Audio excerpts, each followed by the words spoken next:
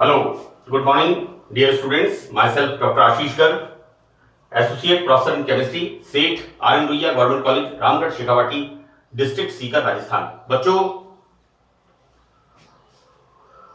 BSc part first में topic है organic chemistry में एरिंग्स एंड एरोमेटिसिटी। इसका 13 पार्ट हम अपलोड करेंगे, हम स्टडी करेंगे। अभी तक मैंने इसके 12 पार्ट्स अपलोड कर दिए हैं। देखो बच्चों, यहां पर हम स्टडी करेंगे एल्काइल बेंजीन, यानी बेंजीन के ऊपर ये एल्काइल ग्रुप लगा हुआ है, राइट। तो एरोमेटिक कंपाउंड्स जिनमें बेंजीन रिंग से एल्किल समूह जुड़ा हुआ होता है, एल्किल बेंजाइन्स कहलाते हैं, एल्काइल बेंजीन कहलाते हैं। And the example is toluene, right. Now synthesis of toluene. Toluene basically is a colourless liquid, एक रंगीन द्रव होता है और कार्बनिक विलायक के रूप में, ऑर्गेनिक सॉल्वेंट के रूप में इसका उपयोग होता है। इसके अलावा बहुत सारी सिंथेटिक चीजें फॉर्म करने में इसका उपयोग करते हैं। पेंट इंडस्ट्री में इसका बहुत बड़ा इसका यूज है।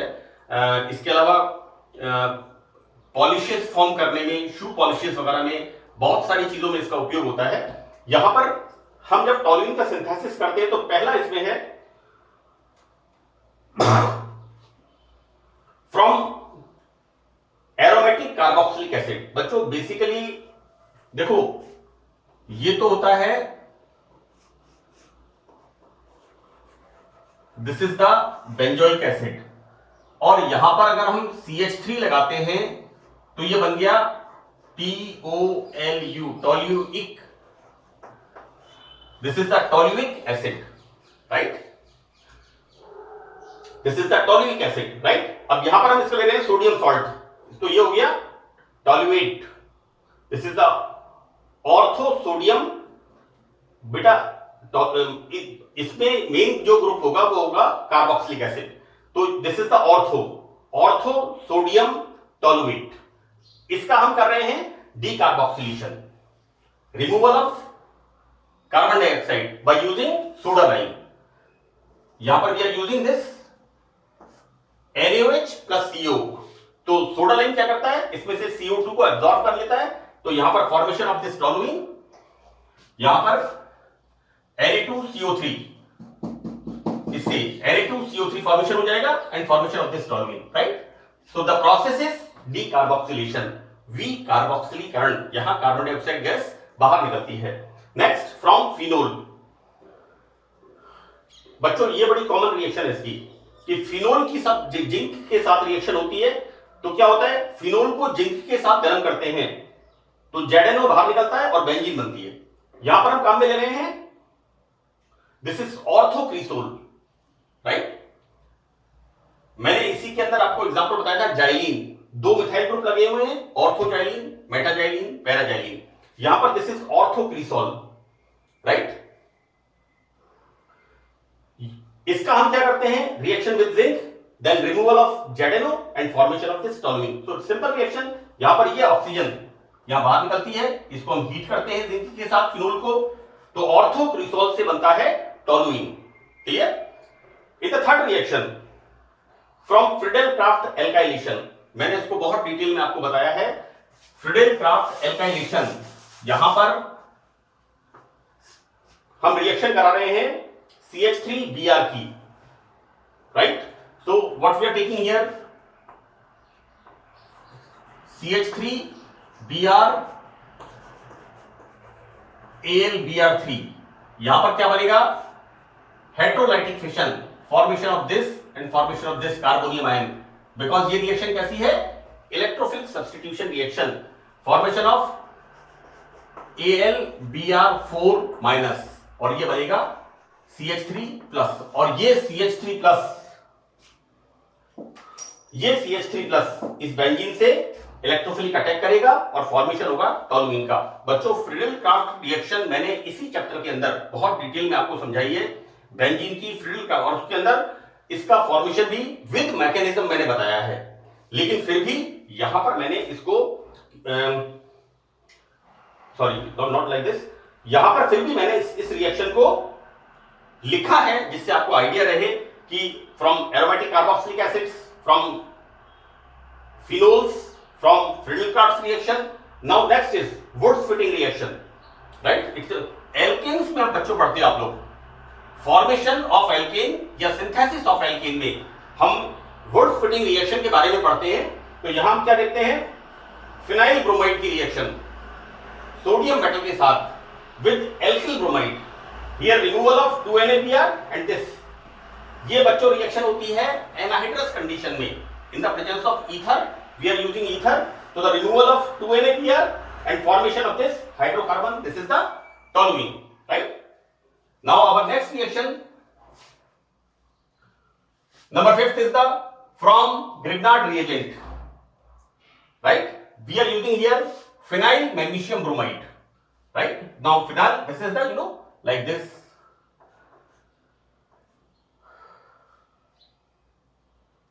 यहां पर फिनाइल मैग्नीशियम ब्रोमाइड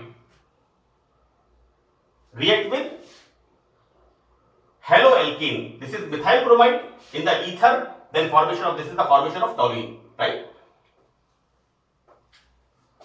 अब हम देखते हैं इसकी फिजिकल प्रॉपर्टीज के बारे में। नाउ हम देखते क्या है, it is a colourless liquid, द्रव होता है रंगहीन, जिसका बॉइलिंग पॉइंट, उबलने वाला बिंदु, क्वथनांक किसका होता है 110 डिग्री सेंटीग्रेड।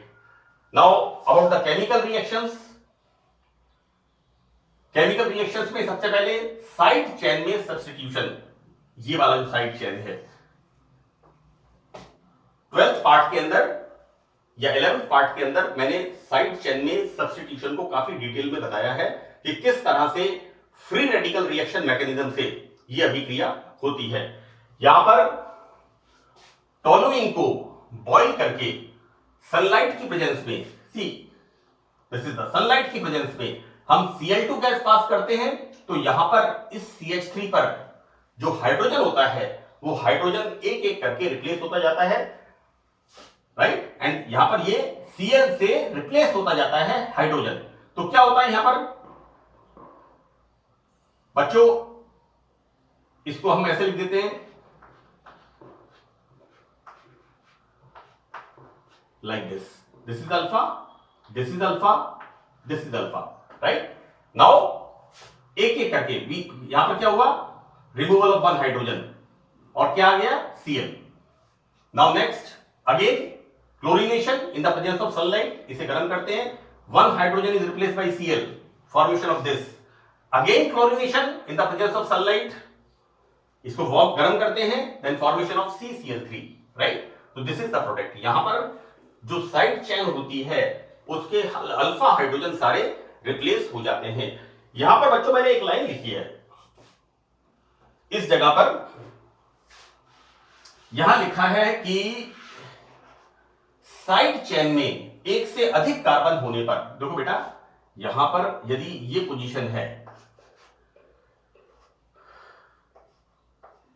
CH2 CH3, मान लो यहां पर ये पोजीशन है, अब क्या हो गया यहां पर एक हाइड्रोजन और दो हाइड्रोजन, राइट? जब इसका हम क्लोरीनेशन कराएंगे, साइड चेन में हम क्या करा रहे हैं यहां पर क्लोरीनेशन, है ना, साइड चेन में हम सब्स्टिट्यूशन करा रहे हैं, तो इसका जब हम कराएंगे तो बच्चों यहां पर दो Cl आएंगे और इसके अंदर नहीं होगा क्लोरीनेशन, यहां पर अल्फा कार्बन पर, बच्चों this is the alpha carbon, alpha carbon पर याद रखना इस चीज को, this is important line, side chain में एक से अधिक कार्बन होने पर अल्फा कार्बन पर क्लोरीनेशन होता है।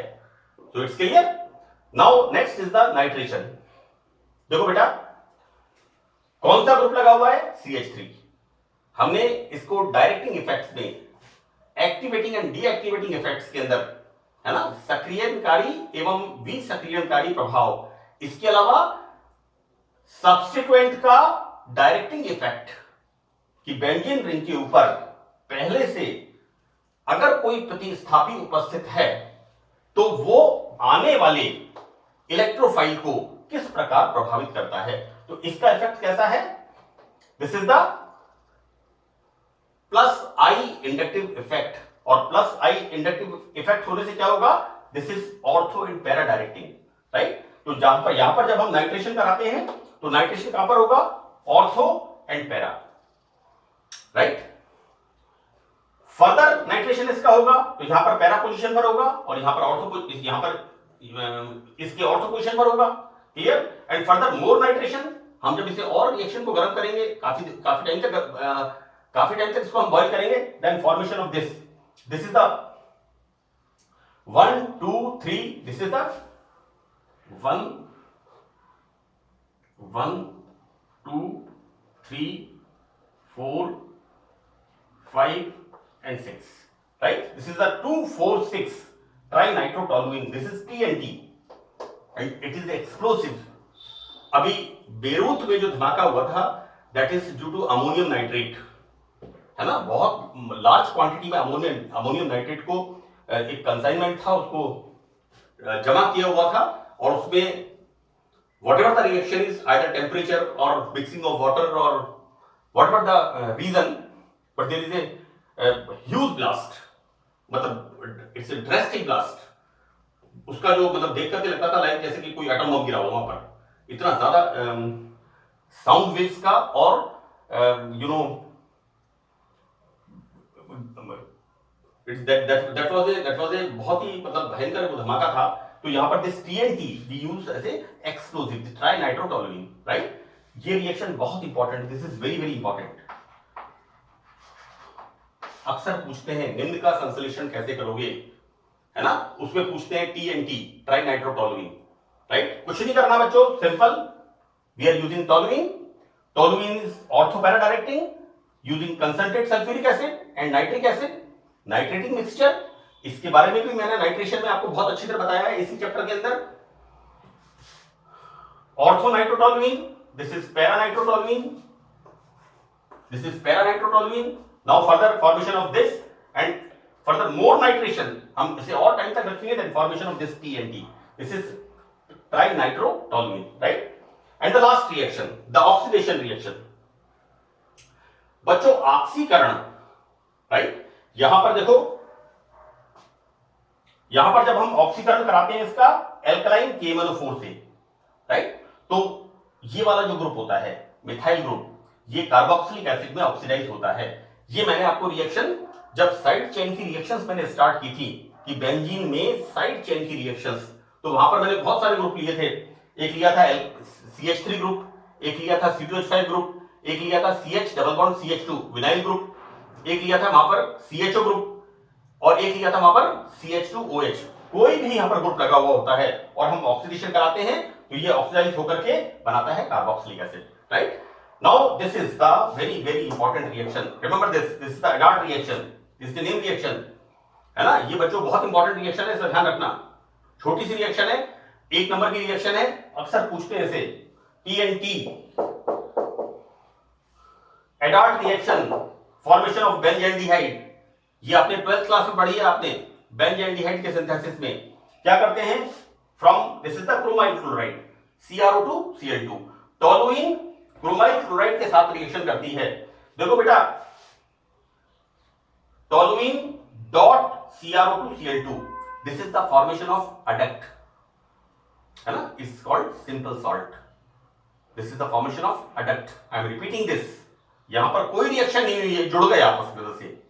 और इसका जब हम हाइड्रोलाइसिस कराते हैं, देन द हाइड्रोलाइसिस इसका होकर के formation of this benzaldehyde, right. And this is the Adart reaction, मैंने इसको रेड कलर से लिखा है, so you must remember this reaction, this is the Adart reaction, clear?